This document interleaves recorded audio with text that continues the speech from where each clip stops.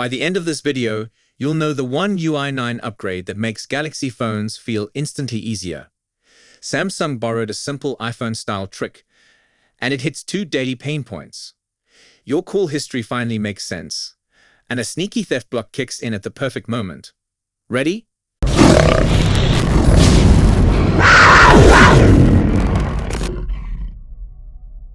First up, this isn't about flashy effects. It's about the stuff you touch every single day. The Settings app, the phone dialer, the power menu, the boring parts. And that's exactly why this is huge. Samsung has tweaked icons and quick settings for years. Meanwhile, the settings pages stayed familiar. Lots of text, lots of nested menus, lots of scanning. The One UI 9 finally goes after that core experience. Early screenshots comparing the One UI 8.5 to the new build show a clear shift. You get less text on the page. You get more card-style sections. You get stronger visual grouping. The result is simple. Your eyes find the right option faster. Open the display area, for example. Instead of a wall of labels, the layout gives breathing room. Big, clear sections. Cleaner spacing. More obvious emphasis on the most used toggles. Connected devices pages follow the same idea. Fewer tiny lines, more readable blocks. It's calmer. It feels modern. And yes, it feels a little closer to the way Apple organizes things. That's the theme here. Samsung is taking the best parts of rivals and making them fit a Galaxy vibe. Not copying everything. Not starting a platform war, just grabbing what works. Now let's get to the feature you're really going to notice. The call list change. Right now, most phones keep your call history split by app. Regular calls live in the phone app. WhatsApp calls live in WhatsApp. Meet calls live in Meet. Telegram calls live in Telegram. So when you want to answer a simple question like, when did I last talk to my sister? You end up hopping around. With One UI 9, Samsung is upgrading the call log so it can show calls made through certain third-party apps inside the main dialer history. That's the iPhone-style idea. One place, one timeline, fewer mental gymnastics. And it isn't just Samsung doing it for fun. The capability comes from upgrades inside Android 17. That matters because it means this isn't a fragile hack. It's a system-level direction. The OS is finally acknowledging reality. People call through internet apps all day.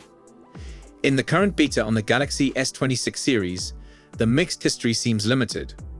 Reports say it's working with WhatsApp and Google Meet right now. Telegram is missing for the moment. That might change later as more apps adopt the new hooks. Even with only 2 apps, you can already feel the benefit. You open the dialer and see a clean list. The regular phone call, then a WhatsApp call, then another call. All stacked in the order they happened. That makes callback decisions way easier. It also makes you less likely to double call someone because you forgot you already talked. Here's the part I love. Samsung isn't forcing it on you forever. Yes, the combined call history is enabled by default in the beta, but you still have control.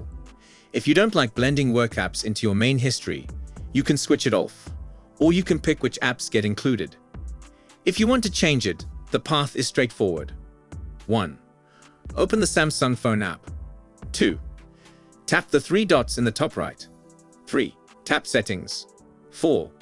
Scroll to Other Call Settings. 5. Then go to Other Calling Apps. From there, you choose which third-party apps show up in the main call list. That control matters for privacy too. Maybe you share a screenshot of your call list with support. Maybe you screen record something. Maybe you just don't want every app call showing up there. You can tune it. Now here's the sneaky connection a lot of people will miss. This call log update can also clean up Samsung's Now Brief prompts. If you've used Now Brief, you know the idea. It nudges you to reach out to people you haven't spoken to recently.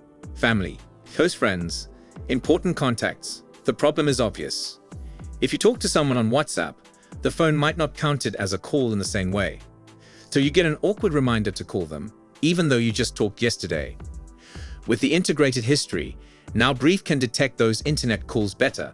That means fewer wrong nudges, less guilt, less friction. It's small, but it's the kind of small that makes your day smoother. Okay, that's one borrowed iPhone-style convenience. Now let's hit the other quiet change, because this one is pure protection. The One UI 9 includes a tweak in the power menu behavior. On the surface, nothing looks new. You hold the power button. You see the usual options: power off, restart, emergency call, medical info. Same grid, same look. The magic is what happens when you back out of that menu. On a Galaxy phone running the One UI 9, the moment you exit the power menu, the device jumps straight to the lock screen. Not back to the app you were using, not back to your home screen, straight to locked. Think about how theft actually happens. Someone snatches a phone while it's unlocked. They don't want you tracking it. They don't want you using fine features. So they try to kill power fast. Or they try to toggle connectivity. That short window right after the grab is everything. This change attacks that window.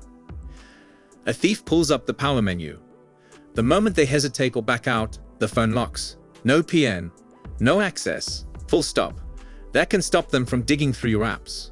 It can also make it harder to quickly disable tracking tools if they can't get back into the system. Apple has pushed in this direction for a while.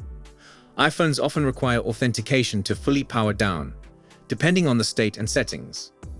Google has also been hardening Android with anti-theft layers. Samsung adding this lock behavior is part of that bigger push.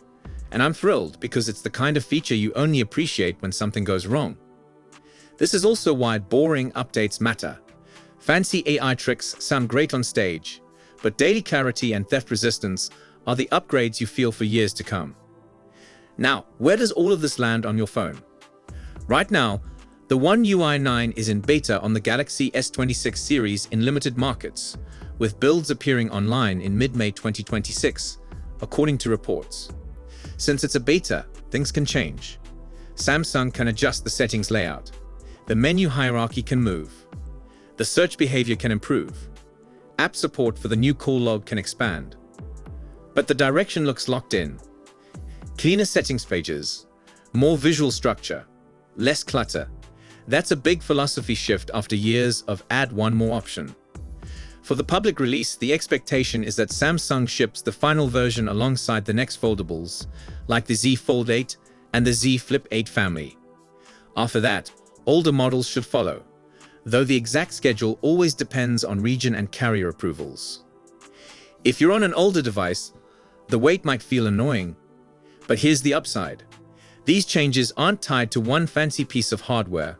They're system-level improvements. When they arrive, they'll instantly make the phone feel fresher. So when you hear Samsung borrowed from the iPhone, don't roll your eyes. This is the good kind of borrowing. One place to see your calls, even when you used WhatsApp or Meet. A safer lock behavior right when the power menu gets involved.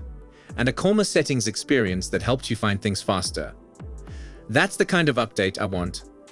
Practical, daily, and honestly, pretty exciting.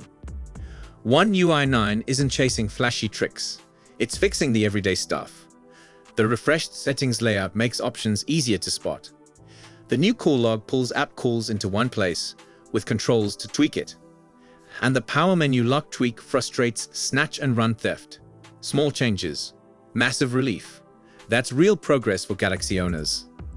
Tell me this, which matters more to you, the unified call history or the new theft-blocking lock behavior?